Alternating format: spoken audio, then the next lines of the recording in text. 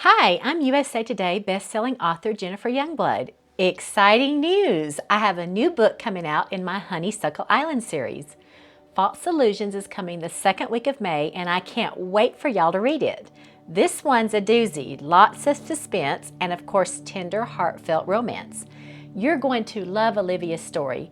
You might remember that she lost her police officer fiance, Brent Allen, when he was killed in the line of duty. Olivia vowed to never again get involved with a cop or any other man whose profession puts him in constant danger.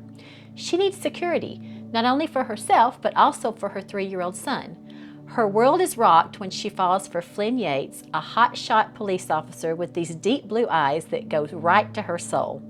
She finds his relentless teasing both infuriating and irresistible. Olivia wrestles with her feelings, wondering if she can go down that path again. Then an unexpected opportunity whisks her away to Carmel by the Sea to work in the Kipling Art Gallery, where she's swept up into the glitzy, intoxicating world of Xavier Kipling, a world-renowned artist. Strange things start to happen to Olivia while in Carmel, and she starts to wonder if Xavier and his world might be the solution to her problems or an intoxicating illusion that could turn deadly. I'm doing something that I've never done before. I'm reading the prologue of False Illusions. You're getting a sneak peek at a book that hasn't even come out yet. No one else has been able to read any part of this book. You can pre-order your copy of False Illusions at the link in the description. Before I start reading, let me tell you a little about the inspiration for the series. Honeysuckle Island was inspired by Bald Head Island, North Carolina. It's interesting how things come about. My husband Patrick and I went to Myrtle Beach, South Carolina with some friends. We were scouting out new areas to explore, and Patrick found Bald Head Island. From the minute the ferry pulled up to the island, I was hooked. My mind started going a mile a minute, wondering, what must it be like to live in such a quaint, remote place where everything looks like a picture? How do the residents get by without cars? Do they do their grocery shopping at the small market on the island, or do they lug groceries from the nearby town? Does Amazon deliver here? That's a big one for me. Do they have their boats so they're not limited to the ferry? Anyway, you get the picture. One of my favorite places to visit is the Hotel del Coronado near San Diego, California. It was my inspiration for the Oliver Hotel, although the Oliver Hotel is not as large as the Hotel del Coronado. Honeysuckles are one of my favorite scents. When I was a kid, I used to pluck them off the vines and suck out the sweet nectar. There's always a certain feeling that comes over me when all the pieces start coming together. It's a quiet assurance letting me know that I'm on the right track. Well, that's how I felt when pulling together all the elements I just mentioned. Of course, I had to incorporate suspense, y'all know me. And then voila, my series was born. Escape. The word was an intoxicating vapor that enveloped her senses with a longing she could scarcely contain.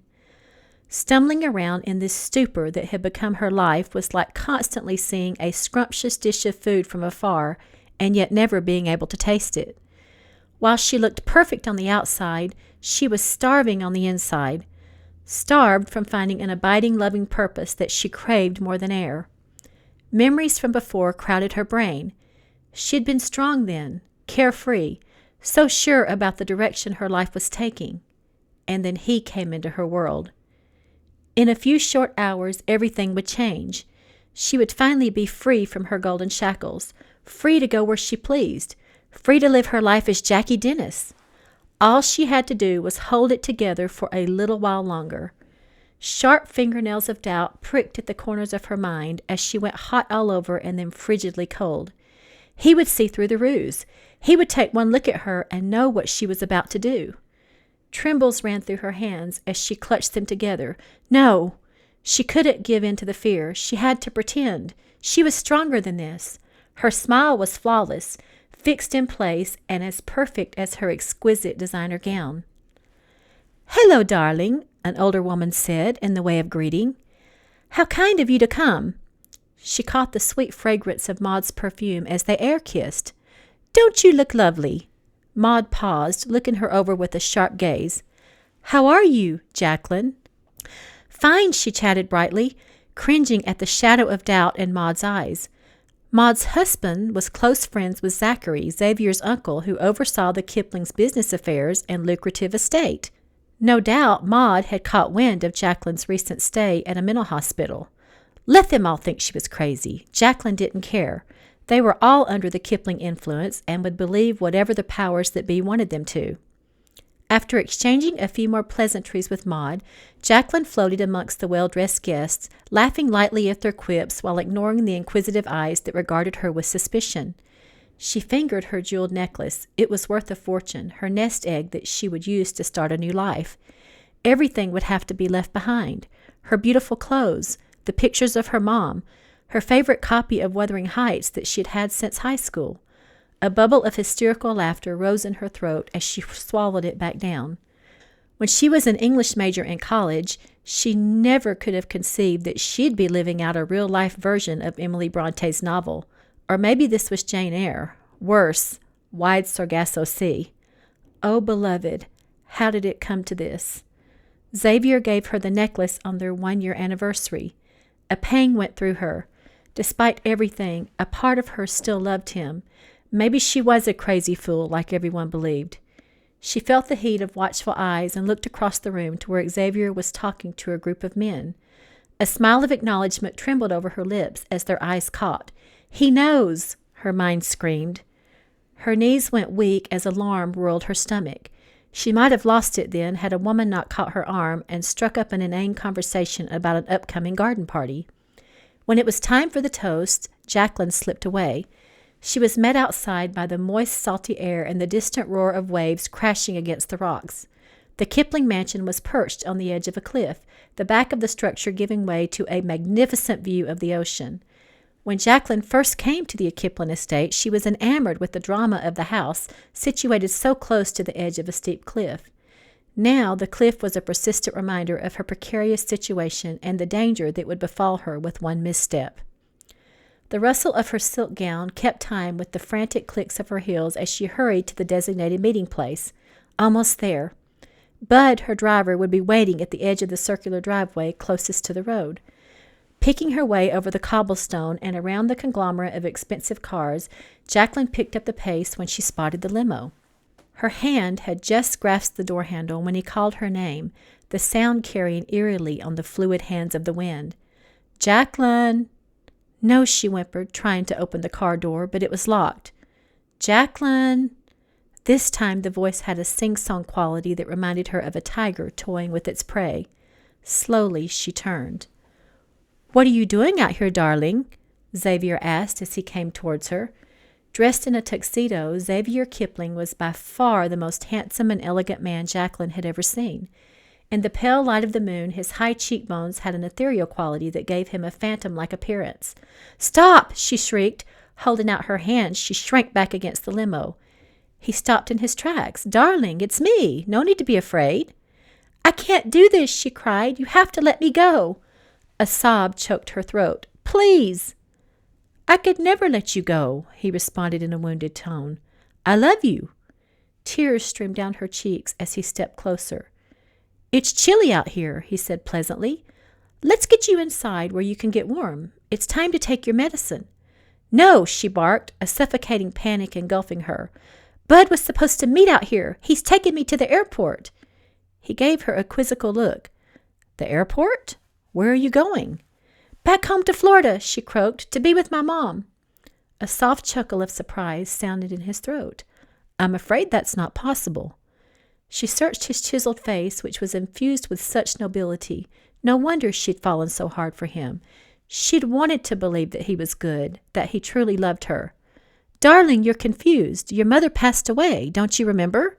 "No," she uttered as an invisible noose tightened around her neck. "He was a monster." You killed her?" Her entire body was filling with loathing as she glared at him. "How could you?" Her mother was all she had left. Xavier had stripped away her spirit, her dignity, and now he'd taken her precious mother. The tone of his voice remained calm, placating. "No, Jacqueline. She died of a heart attack." "Surely you remember. I sent you the video link of the funeral while you were in the hospital." Her world began to spin. "No!" Was she confused? Everything was so muddled. She searched her brain. Memories of her stay at the hospital were fuzzy. She had fought against the orderlies, ranted and raved about Xavier, but in the end, a curious blankness overshadowed all. It was the pills. It had to be. She wasn't crazy, was she? I have to go. Bud is waiting for me. Who's Bud? A silent scream started in her head, filling her entire body. Her words came out breathless. My driver! Her voice broke. Please, Xavier. No more games. We don't have a driver named Bud. Stuart has been our driver for years. No, she screamed. You're a liar. Bud was filling in for Stuart while he was looking after his ailing dad. She'd worked everything out with Bud. He purchased her airline ticket. He had her purse, which contained her driver's license and what little cash she could squirrel away. Her throat closed, making it hard to breathe. She pressed her fingers against her temples, wishing she could make herself disappear into nothing. With her mother gone, she had nothing left to live for. What's going on? A female voice asked. Xavier turned toward the woman. Oh, Merla, he said in relief. I'm glad you're here. Jacqueline has had a setback. Of course she has, Merla sneered. Probably because tonight wasn't all about her. Enough, Xavier commanded. He took in a deep breath, his voice resuming its civility. Jacqueline is under the assumption that I have a driver named Bud. Merla grunted. That's a new one. I've been trying to tell her that she's mistaken. A trace of impatience seeped into his tone. Darling, let's go back inside. I'll call Dr. Stanton. He may need to increase your meds. He spoke as though he were talking to a child who was slow to understand. My mother's dead? Jacqueline's mind refused to accept the words. How could she be dead? I spoke to her a few days ago, right before she went on her cruise. This was a nightmare. She'd entered a world where up was down and down was up. Granted, she'd experienced lapses in memory, but this was insane. She went on the cruise a couple of days before you went into the hospital, Xavier said gently. In fact, she was on the cruise when she had the heart attack. Xavier stepped forward and caught hold of Jacqueline's arm.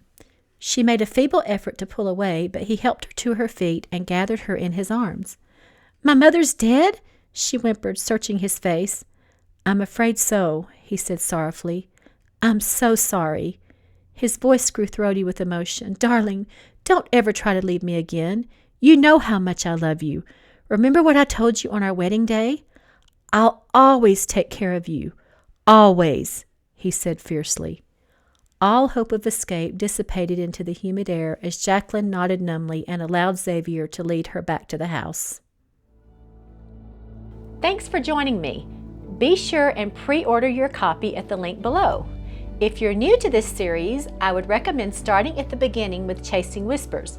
The books can be read as standalones, but it's always good to get a feel for how the characters and stories fit together. You can find the link for the entire series below. Be sure to take a second and like this video and subscribe to my channel. Oh, and feel free to post any comments or questions. I have several of my audiobooks up on YouTube where you can listen for free. You can find those here on my channel. Thank you.